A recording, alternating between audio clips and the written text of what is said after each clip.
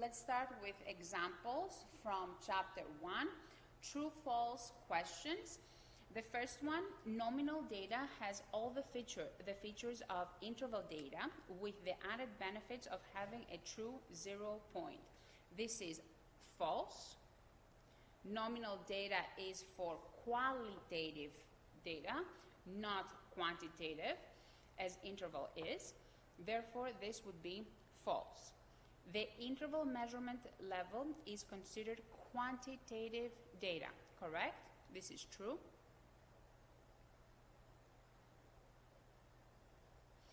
The ratio measurement level is considered qualitative data. This is false. It's considered quantitative data, not qualitative data. Your cell phone number is an example of quantitative data. The cell phone number, even though it's presented by numbers, it's not really a quantitative data, it's qualitative. It represents an entity, an owner, a specific person. Therefore, this would be false. All mathematical operations can be performed on ratio data. This is true. The purpose of inferential statistics is to make claims or conclusions about a population based on a sample. This is true. A limitation of descriptive statistics is that by summarizing large quantities of data, you lose information. That can indeed occur. So this would be true.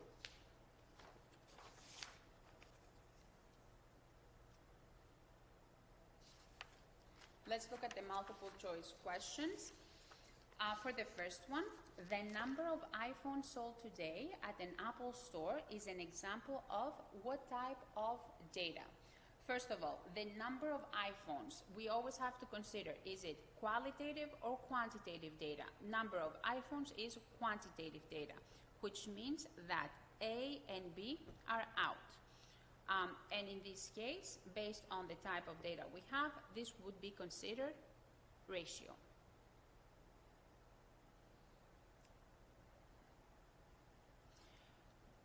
Multiple choice 2. A respondent of a survey indicates that he is a resident in the state of Ohio. This is an example of what kind of data? The fact that this person is a resident of a specific state falls under qualitative data. Therefore, interval and ratio are out. Interval and ratio are out. Order is not important. Therefore, this would fall under nominal. A respondent of a survey indicates that she is currently in her junior year at the University of Texas. This would be an example of the fact that this person is in her junior year is qualitative data, which once again indicates that C and D are out. Order is important. There is a meaning behind this classification, behind the fact that this person is under her junior year. Therefore, the correct answer will be ordinal. A car dealership performs a credit check on a potential customer. According to the credit bureau, the customer's credit score is 710. This is an example of what kind of data? Obviously, this is a quantitative data. Nominal and ordinal are out. And this type of data would fall under interval. These are scales that we have created.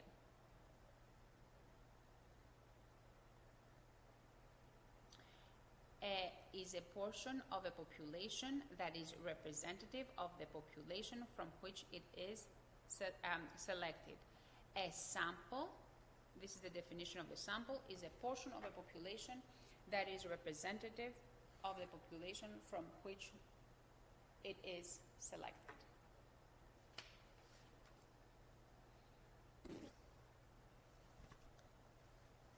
A what represents all possible subjects of interest. That would be the definition of a population. Data that describe a characteristic about a population is known as a parameter. Which of the following is an example of qualitative data? If we go through the examples, we will see that the one that fits is the last name. Last name falls under qualitative data. Which levels of measurement are considered quantitative data? Quantitative data would fall under interval and ratio. So the correct answer would be A.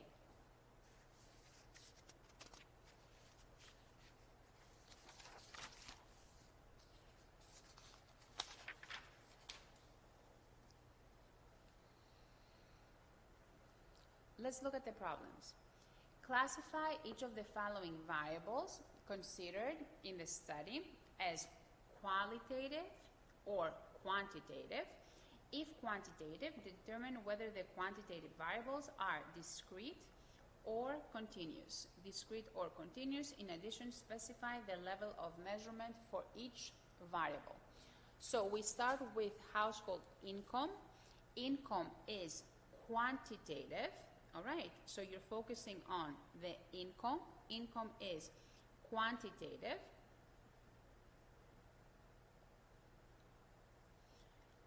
Since it's income, this type of data falls under ratio. 0 means no income, basically, if you were to think of it this way. And it could be any value in an interval or collection of intervals, therefore is continuous.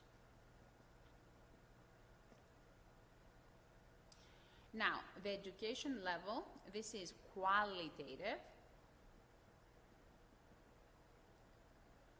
And because order is important, it would be ordinal. Temperature. Temperature is quantitative. Scale that we have created. 0 is just a point on a scale. That means it's interval. And again, continuous. You can have any value. Daily intake of whole grains. We have quantitative, obviously. Ratio.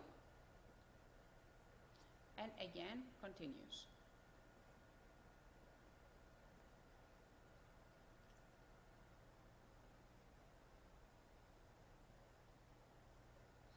For the next one, a study was conducted to assess school eating patterns in high school in the U.S. Classify each of the following variables considered in the study as qualitative or quantitative. If quantitative, determine whether the quantitative variables are discrete or continuous. In addition, specify the level of measurement for each variable. So let's look at this one. Number of vending machines in the school. Number of vending machines. That means we have quantitative data. Quantitative data. It is ratio and discrete, a specific count. Whether or not the school has a closed policy, a closed campus policy during lunch, either it's closed or open, therefore is qualitative data, and nominal. Order is not important. Whether the vending machines are off during lunch, once again, we have off or on, qualitative.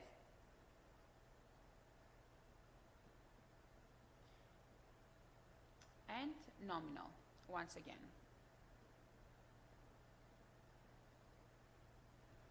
Name of the school, this would be qualitative. It's just a name, and again, nominal.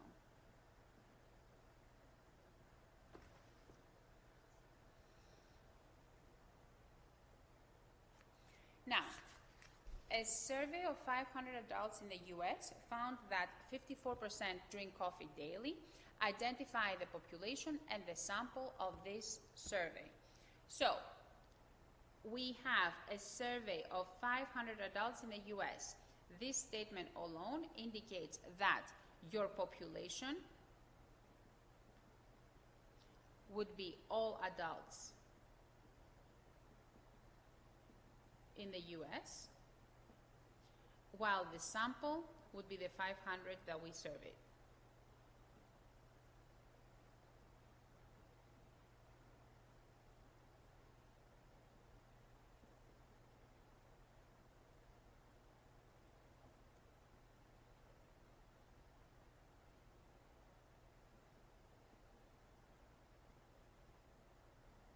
In the survey.